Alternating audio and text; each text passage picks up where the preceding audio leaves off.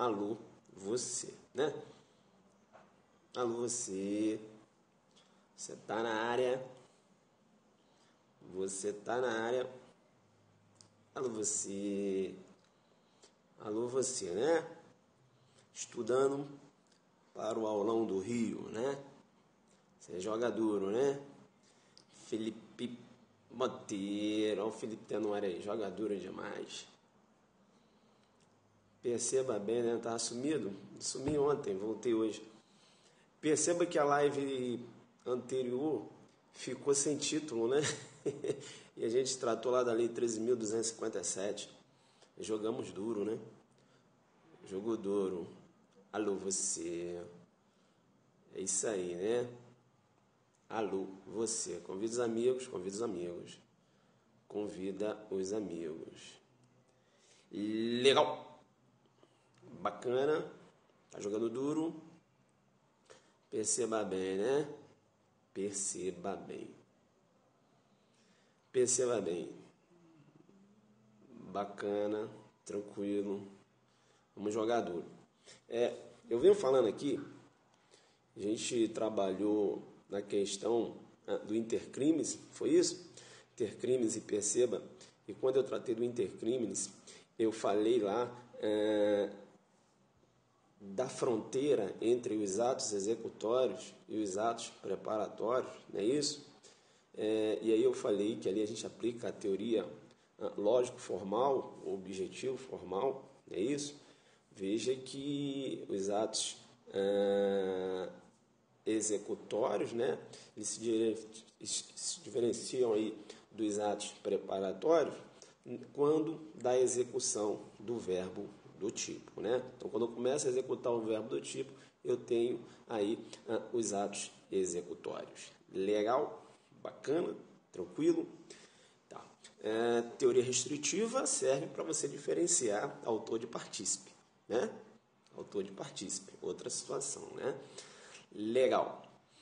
Perceba bem, então, que um crime ele pode ser doloso ou o crime pode ser culposo. Ele vai ser doloso quando a gente tem a intenção de chegar ao resultado ou quando a gente, muito embora não tenha uma intenção direta, mas tenha a intenção indireta. Ou seja, ele assume a produção do resultado, né? Ele assume o risco da produção do resultado, quando então eu tenho o dolo eventual, né? Perceba, dolo direto, teoria da vontade, né? Dolo eventual, teoria do assentimento, do consentimento, perceba bem, né? Prevista lá no artigo 18, né? Do Código Penal. Perceba bem que para eu raciocinar em tentativa, eu tenho que raciocinar em vontade, né? Eu tenho que ter a vontade de chegar ao resultado. E para chegar ao resultado, eu vou tentar chegar ao resultado. Esse é o meu desejo. Então, a tentativa, você vai verificar, em regra, nos crimes dolosos. Legal? Né? Os crimes dolosos. Eu tenho a tentativa. Por quê? Porque a tentativa decorre da vontade. Nos crimes culposos, perceba que o resultado decorre de uma negligência, de uma imperícia, de uma imprudência do autor. Veja que o resultado ele ocorre contra a vontade do agente. Então, enxergar uma tentativa num crime culposo, tecnicamente, muito complicado. Legal? Enxergar tentativa em crime culposo, tecnicamente, muito complicado. Por quê? Porque a tentativa decorre da vontade. Se eu tenho a vontade, eu estou agindo com dolo. Deu para pegar isso? Sim ou não? Deu para pegar isso? Sim ou não? Bacana. Tranquilo. Voltando aos crimes culposos, legal? Voltando aos crimes culposos, perceba bem que eu posso ter a chamada culpa consciente, né? Culpa consciente, ou seja, aquela culpa que eu tenho, né? O resultado é previsto objetivamente, e inclusive eu faço a previsão do resultado. Mas eu acredito que eu vou lançar mão das minhas habilidades e vou evitar o resultado. É aquele lançador de facas no circo, né? Perceba bem que o resultado é previsto. Olha, cara, se lançar essas facas aí, você pode atingir o cara lá, sim, mas eu confio nas minhas habilidades. Não é isso? Né? E ele vai e lança a faca. Pá, pá. Provocou a morte da vítima. Vai responder por crime culposo, mas veja que essa culpa é uma culpa consciente. Legal? Culpa consciente, culpa com previsão. Ele acredita, né, que vai evitar o resultado.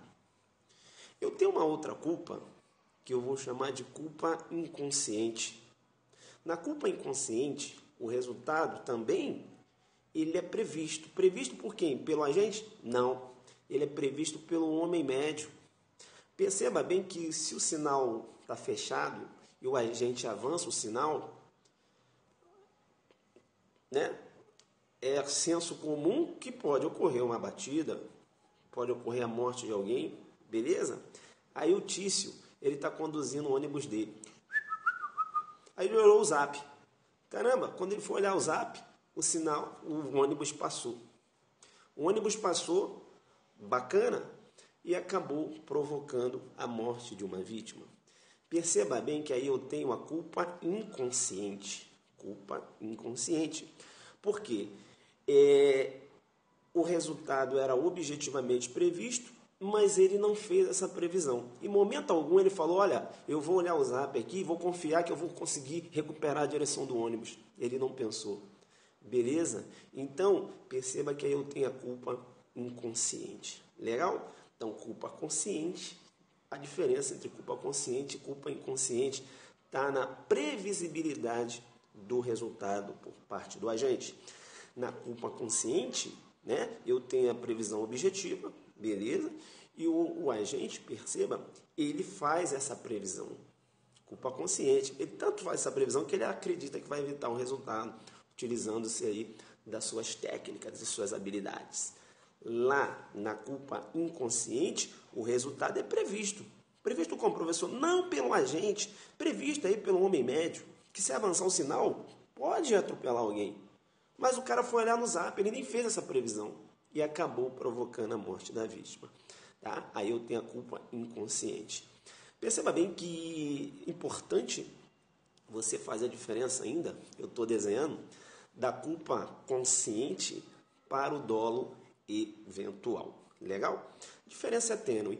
Culpa consciente, o resultado é previsto objetivamente, o agente prevê o resultado, mas ele não assume o risco de produzi-lo. É aquele agente que está lá lançando as facas lá, ele sabe que pode atingir a vítima, mas ele confia nas suas habilidades. Ele não aceita o resultado morte da vítima, ele não aceita o resultado lesão corporal da vítima. Beleza? Então ele está na órbita da culpa consciente.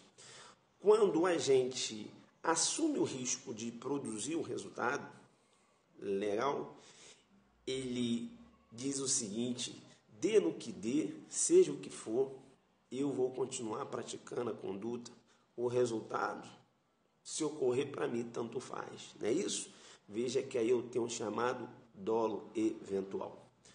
No que se refere ao dolo eventual, eu só estou resolvendo uma questão do Rio, perceba bem. No que se refere ao dolo eventual, fica muito ligado, porque hoje se discute se é possível ou não a aplicabilidade do dolo eventual nos delitos de trânsito. STF se posicionou tranquilamente no sentido de o homicídio, culposo qualificado pela embriaguez, perceba, para o STF não afasta a possibilidade da aplicabilidade do dolo eventual nos delitos de trânsito. O homicídio qualificado pela embriaguez, nos delitos de trânsito, homicídio culposo, não afasta a possibilidade da aplicabilidade do dolo eventual nos delitos de trânsito. Então, perceba que para o STF, dependendo do caso concreto, eu posso ter um homicídio doloso, né, na órbita do trânsito, quando o agente faz ingestão de bebida alcoólica. Então, perceba que esse homicídio, ele agora qualificado pela ingestão de álcool, perceba que o STF ainda entende que é possível a aplicabilidade do dolo eventual. Bacana, falei aqui, né? Eu dei a Zuc dica inicial, que eu estou desenhando. Legal. Perceba bem que a culpa, né? A culpa propriamente dita é aquela culpa que decorre da negligência, imperícia e imprudência. Eu vou chamar essa culpa, né? Perceba, de culpa própria. Vou chamar essa culpa de culpa própria. Culpa própria. A culpa consciente e a culpa inconsciente são espécies do gênero culpa própria, porque é uma culpa propriamente dita. Bacana? Em nenhum momento a gente quis o resultado que ocorreu. Uma hora, ele até fez a previsão do resultado, mas acreditou que poderia evitá-lo. Culpa consciente. Em outro momento, ele nem previsão do resultado fez, muito embora o resultado fosse previsto. Culpa inconsciente. Tanto na culpa consciente como na culpa inconsciente, perceba, ele não deseja o resultado. Ele não assume o resultado. Legal? Bacana. Então, a culpa consciente e a culpa inconsciente são espécies de culpa própria. Culpa propriamente dita. Legal? Bacana. Perceba bem que vai ter situações em que eu vou agir com a vontade de praticar o resultado, mas perceba que eu estarei agindo com uma falsa noção da realidade. Professor, Perceba que o Tício mora numa determinada casa, condomínio fechado, e esse condomínio tem um segurança. Segurança passa direto lá para verificar se as casas estão fechadas e tal. E ele passou em frente à casa do Tício, ficou parado ali. O Tício verificou um vulto, falou, pô, quem é esse segurança aí? Será que quem é segurança não? De quem é esse vulto? O Tício falando. E depois o segurança, né, foi para o outro lado do portão, outro vulto. O Tício falou, esse cara quer entrar na minha casa. Esse cara quer entrar na minha casa. E outra coisa, né, perceba bem, além de entrar na minha casa, ele vai querer me matar. Eu estou na iminência de uma agressão. Esse cara é um bandido. E aí, o segurança subiu no muro ali do Tício para ver se estava tudo ok. O Tício, com a vontade, querendo praticar a ação, né? Com a vontade de se defender, ele age dolosamente, realiza disparo de arma de fogo. Atingiu segurança. Segurança caiu. Para o Tício, não era um segurança. Ele age dolosamente, errando o contexto fático. Achava que estava numa legítima defesa, né? Quando não estava. E perceba bem que ele poderia evitar, porque ele tinha conhecimento que tinha um segurança que ficava passando pela rua para lá e para cá. Beleza? Veja que esse erro aqui é um erro que ele poderia evitar. Então perceba que ele agiu numa falsa legítima defesa, que eu vou chamar aí de discriminante, né? Justificante, ou uma excludente, perceba, putativa, ou seja, somente na cabeça dele que isso ocorreu. Perceba bem que se ele poderia evitar essa situação, né, se fosse mais um cara prudente, perceba que diante desse caso concreto, né? Veja que ele poderia evitar isso, né? Então, essa conduta dele aqui, muito embora tenha sido uma conduta dolosa, perceba que o erro decorreu, né? O erro dele decorreu de uma falta de cuidado, beleza? Então é um erro vencível, é um erro vencível. Você vai perceber que quando o erro é vencível, o Código Penal, beleza, dá um tratamento diferenciado. Ele diz o seguinte: mesmo que o agente tenha agido dolosamente, ele agiu em erro? Sim. Espera aí, esse erro é vencível? É. Então é o seguinte, essa conduta é dolosa, mas eu vou dar um tratamento como se fosse uma conduta culposa. Então, veja que eu tenho uma conduta dolosa, que ele quis matar o segurança, beleza? Mas o Código Penal vai dar um tratamento, né? Como se ele tivesse praticado uma conduta culposa. Professor, mas como assim dando um tratamento de uma conduta culposa a um crime doloso? Mas como, professor? Tecnicamente, política criminal. Política criminal. Ah, tá. Então quer dizer que não tem uma explicação técnica? Técnica não, é questão de política criminal, né? Para falar a verdade, né? Razões de política criminal. Então, perceba, o Código Penal, ele dá tratamento, em determinada situação, ele dá um tratamento de crime culposo a um crime doloso. Artigo 20, parágrafo 3º, né? Artigo 20, parágrafo 3º. Cadê o meu 20? Eu estou sem meu código aqui. Caramba, deixa eu ver se eu tenho um código. Joga o 20, parágrafo 3º aí, né? Quem por erro plenamente justificado, joga aí pra gente. Joga aí. Vamos lá. Estou sem meu código. Joga aí o 20. Deixa eu ver se eu acho aqui. Vamos lá. Que eu quero ler com vocês. Aqui. Vem. Vem.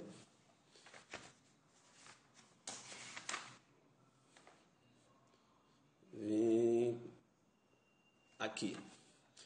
Vocês estão? BH. Então, tem que ter demanda, né? São Paulo tem mais demanda. O pessoal está pedindo mais em São Paulo. Terá aula de dia, edital está previsto sair. Claro, em Goiânia a gente vai fazer um outro aulão aí. Aula de super professor focado no meu mundo policial. Desculpa aí, outras carreiras. Carreiras policiais, né?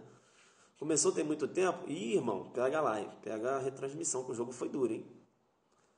O jogo foi duro. Vamos lá, deixa eu ler mais alguma coisa aí para eu ir embora. O jogo foi duro. Vixe, meu irmão, o papo é esse. Eu nunca assisti um Pires do Zuc para não aprender algo novo. Parabéns, pô, valeu, irmão. Não é, pessoal, assim, a gente tenta simplificar, né? Eu estudei, passa informação, mas veja, não quer dizer que o Zuc sabe muito, nada disso. Outro dia um aluno colocou aí, o Zuc sabe muito. Nada a ver, pessoal. Eu estou sempre estudando, eu esqueço. Eu tenho que estudar tudo de novo. Cara, eu já li aqui esses livros aqui diversas vezes, estou lendo tudo de novo. Muita coisa assim, parece que eu nunca... parece que eu nunca li isso. Eu olho assim e falei, peraí. Pô, mas eu já estudei isso. Está aqui cheio de seta. A mente humana esquece. Entendeu? Então, tem que estar sempre estudando. Você não pode achar que... não, já passei no concurso, dou aula. Pô, sei tudo. Sabe nada, irmão. Sabe nada. E outra coisa. Todo professor estuda. Agora tem professor que é vaidoso. O cara não gosta de falar que estuda. Ele quer ser o super fodão. Fazer o quê? Deixa ele com a marra dele. Beleza? Eu vou com a minha humildade, eu estudo, eu esqueço, eu estudo de novo. Agora é o seguinte, quando eu desenho a didática, eu consigo passar. Esse é meu objetivo, né? Passo para o aluno e tal, daqui a alguns meses eu esqueci, vou lá, estudo de novo. É assim. A mente humana é assim. Agora, se o cara vem com... que eu sou bonzão, que eu sou não sei o que eu tenho nome, que eu não sei... Eu acho que não é por aí, né? Então, cada um sabe o que é. Eu sou apenas um colaborador. Bacana? Sou igual a vocês. A única diferença entre a gente é que eu fiz um concurso há 10 anos atrás, né? São 10 anos como delegado, não são 10 dias, não são 10 meses, não são 10 semanas, são 10 anos. e enfim, e a única diferença é essa, né? E eu, quando eu falo assim, pessoal, que são 10 anos como delegado, não é para falar, cara, não, para dizer para vocês o seguinte, que depois de 10 anos, você não pode deixar o cargo mudar a sua cabeça. Eu sou a mesma pessoa da época que eu entrei. Não sou vaidoso, quem me conhece na polícia sabe disso, vocês já perceberam isso. Comigo não tem esse negócio, converso com todo mundo, falo com todo mundo. Agora também, eu não sou otário, né? Não é porque eu sou humilde e tal que eu também vou deixar as pessoas pisarem na minha cabeça. Também não, né? Tudo tem uma limitação. Porque às vezes as pessoas aproveitam, vê que você é humilde e tal, e vem querer pisar. Aqui, não, né? Não tem como. A gente joga duro, a gente teve uma infância humilde e a gente está aí, né? Ajudando as pessoas, mas também exigindo respeito. Porque é aquele negócio, né? A gente tem que se preservar também. Porque as pessoas às vezes quer o cara humilde e tal, aí quer te pisar, e você não pode deixar. Estou acompanhando desde as suas primeiras aulas, sei que batalhou muito, pô, legal. Pô, então você tem muito material meu, hein? Desde as primeiras, desde janeiro, pessoal. Eu estou jogando duro desde janeiro. Janeiro jogando duro. O cara que tem um Meuzuki Der, que tem todas mesmo. Alguém tem todas as aulas? Todas. Alguém tem? Que eu comecei falando do Estatuto de Desarmamento. Vocês têm todas as aulas mesmo? Maurício tem, né? Caraca, comecei agora, mas adoro isso aí. O pessoal que tem todas as aulas aí tá jogando muito duro mesmo. Porque vai muito pesado essas provas aí. Você tem uma didática... porque o que acontece? Pessoal, não adianta eu chegar aqui e falar, olha, é possível tentativa quando a culpa for imprópria. Entendeu? Eu não tenho que aprender a raciocinar. Como é que ele vai aprender a raciocinar? Aprender desenho. Ele tem que desenhar. Ele tem que saber como é que é o mecanismo.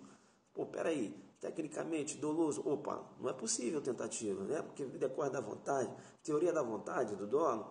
Como é que essa tentativa foi possível? Opa, política criminal dando tratamento culposo a um crime doloso. Ah, tá. Porque senão embola a cabeça do aluno. Como assim tentativa de crime culposo? Já era, meu irmão. O cara nunca vai marcar isso numa questão de prova. Entendeu? Mestre, o dolo e a culpa estão na tipicidade ou na culpabilidade? Perceba bem que na teoria clássica, né, uma concepção causalista, o dolo e a culpa se encontravam lá na culpabilidade. Com a adoção do finalismo, o dolo e a culpa, perceba, deslocaram da culpabilidade e foram para o fato típico.